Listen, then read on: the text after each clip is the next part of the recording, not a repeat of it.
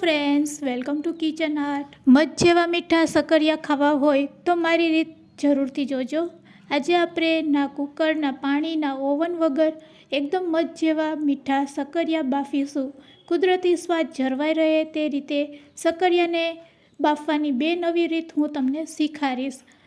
બાફેલા આ સકરિયામાંથી તમે શીરો બનાવી શકો છો, ચાટ બનાવી શકો છો. અને જો વ્રત કે ઉપવાસમાં બાફીને જ સકરિયા ખાવા હોય તો ખાવામાં એટલા ટેસ્ટી લાગશે કે વાત ન પૂછો. તો ચાલો બધી ટ્રીક અને ટિપ્સ સાથે આજે આપણે સકરિયાને બાફીશું. રેસીપી સારી લાગે તો લાઇક અને શેર કરજો. મારી ચેનલ ઉપર નવા હોય અને મારી ચેનલને હજુ સબસ્ક્રાઈબ ન કરેલ હોય તો સબસ્ક્રાઈબ કરી બાજુનું બેલ બટન દબાવવાનું ભૂલશો નહીં, જેથી કરીને તમને મારા નવા વિડીયોનું નોટિફિકેશન મળતું રહે. તો અહીંયા સૌથી પહેલાં આપણે સકરિયા લેવાના છે. તો જ્યારે આપણે બજારમાંથી સકરિયા લઈએ છીએ ત્યારે તેમાં ધૂળ અને માટીનો ભાગ હોય છે. આને દૂર કરવા માટે આપણે સૌથી પહેલાં સકરિયાને સારી રીતે ધોઈ લેશું. આ રીતે પાણીમાં ધોવાથી સકરિયા છે એ સરસ ક્લીન થઈ જાય છે.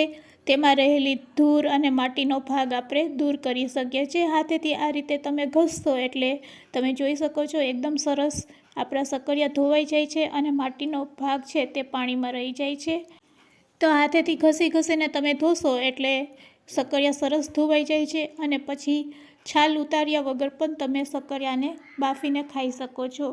બસ એક વખત ધોઈ લીધા પછી તેને કોટનના કપડાથી આપણે લૂછી લેશું. બસ હવે આપણે આગળની પ્રોસેસ કરીશું. તેના માટે આપણે ગેસ તરફ જઈશું અને આ સકરિયાને બાફવા માટે તાવડીનો ઉપયોગ કરીશું.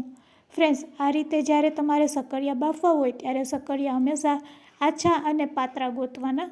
પણ મારા સકરિયા જાડા છે, કંઈ વાંધો નહીં, સમય થોડોક વધારે લેશે પણ બફાઈ જશે.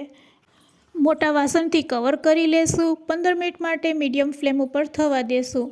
15 મિનિટ પછી ફરીથી આપણે સકરિયાની સાઈડ છે તે ચેન્જ કરી નાખશું અને ફરીથી તેને ઢાંકી દેશું. આ રીતે ગરમ હવાના કારણે સકરિયા બફાશે અને 15 મિનિટ પછી ફરીથી તમે ચેક કરશો એટલે સકરિયા એકદમ સરસ બફાઈ જશે. તે ઉપરની છાલ ઉપરથી તમને ખ્યાલ આવી જશે કે આપણા સકરિયા છે એ સરસ બફાઈ ગયા છે. જાડા સકરિયા હોય તો ટુકડામાં કટ કરી લેવાના એટલે ઝડપથી તે બફાઈ જશે. અને જો આછા પાતળા લેશો તો ખૂબ જ ઝડપથી સકરિયા છે તે આ રીતે બફાઈ જાય છે. હજુ મારી પાસે એક રીત છે તે આગળ હું તમને બતાવીશ. તેની પહેલાં આપણે ચાકુથી કટ કરીને જોઈ લેશું. વાવ ફ્રેન્ડ્સ, આ રીતે બાફેલા સકરિયાનો સ્વાદ એટલો મીઠો હોય છે કે વાત ન પૂછો.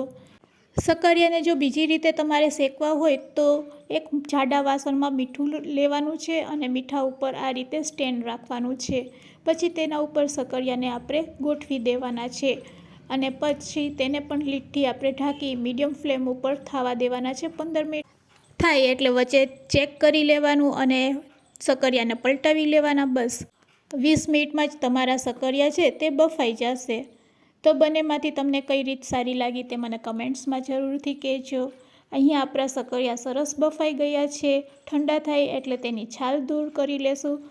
ઠંડા થયા પછી ખૂબ જ સરસ રીતે સકરિયાની છાલ છે તે આપણે દૂર કરી શકીએ છીએ. તો તમે જોઈ શકો છો. બસ આ રીતે જો તમારે મધ જેવા મીઠા સકરિયા ખાવા હોય તો મેં બે રીત બતાવેલી છે. તે રીતે તમે સકરિયાને બાફશો એટલે કુદરતી સ્વાદ તેનો જળવાઈ રહેશે.